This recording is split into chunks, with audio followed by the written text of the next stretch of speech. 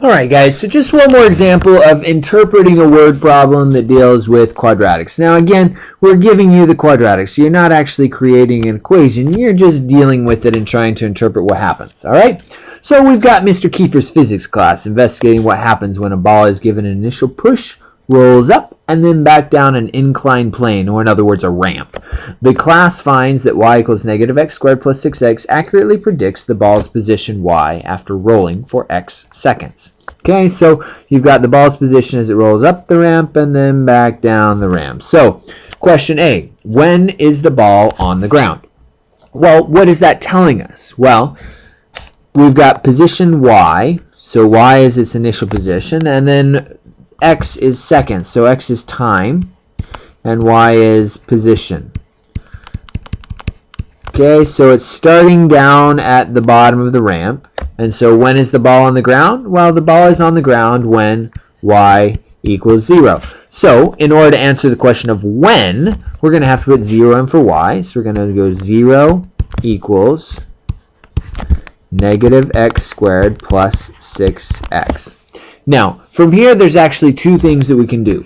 Previously, we would have to do the quadratic formula on this. So we go A, B, and C. So A equals negative 1, B equals 6, and C equals 0, right? Because this is ax squared plus bx plus c. There's no c, so that would be 0. So then we would go into the quadratic formula. We would go x equals negative b plus or minus square root b squared minus 4ac all over 2a. So then we go x equals negative 6 plus or minus the square root of 6 squared minus 4 times negative 1 times 0 all over 2 times negative 1.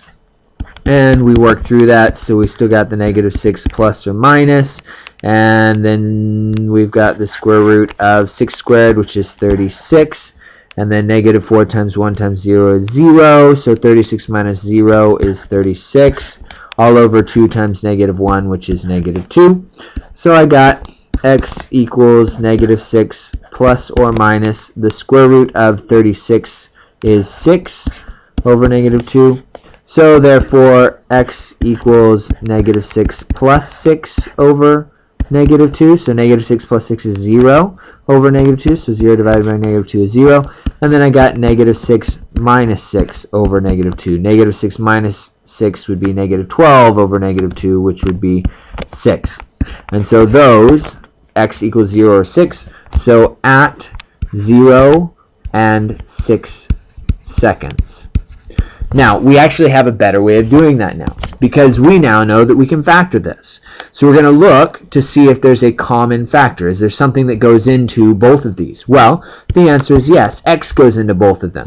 And so what I'm going to do, and you know, I told you in class if there was a negative in front, you should probably go ahead and take that out too. So that's what we're going to do. We're going to rewrite this as 0 equals, and we got negative x. Now, if I take negative x out of the negative x squared, then I'll be left with an x.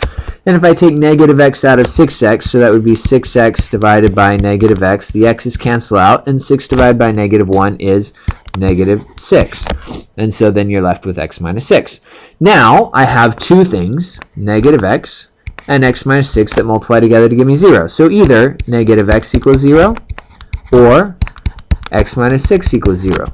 I divide by negative 1 here, and I get x equals 0. And I add 6 here, which is x equals 6. So there you go. You got the same answer, 0 or 6. Okay, how long was the ball rolling on the inclined plane? Well, if it started on the ground and 6 seconds later was back to the ground, that means it spent a total of 6 seconds on the inclined plane. Letter C. What is the vertex of this function? All right, well, to get the vertex, you can do that in two ways. First, we need to find the center of our graph, the axis of symmetry.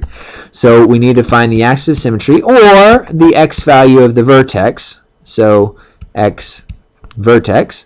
So either one of those is fine. There's two ways we can do that. We can either find the middle of the x-intercepts. So we can go 0 plus 6 over 2, which is 3. Or you can do the negative b over 2a. So xv equals negative b over 2a. and b was 6, so that would be negative 6 over 2 times negative 1, which is negative 6 over negative 2, which is still 3. So that's the x value of the vertex. But remember, the vertex is a point, so you need an x value and a y value. So we've got the x value of the vertex. How do we get the y value? Well, we get it the same way that we've always gotten a y value. You take the x value, you put it into the function, you work out y. So we go y equals negative 3 squared plus 6 times 3. And we work that out, and we go negative 3 squared is 9 plus 18, which gives us a total of 9. So therefore, our vertex is 3, 9. The x value is 3. The y value is 9. So 3, 9. And then question D says, in terms of position and time, what does the vertex mean? Well, remember that the x value was the time. So after 3 seconds, the ball is at, now remember the y value, 9, is the position. So at 9, it doesn't actually give us a unit for that, does it? Okay, so we'll just say a position of 9.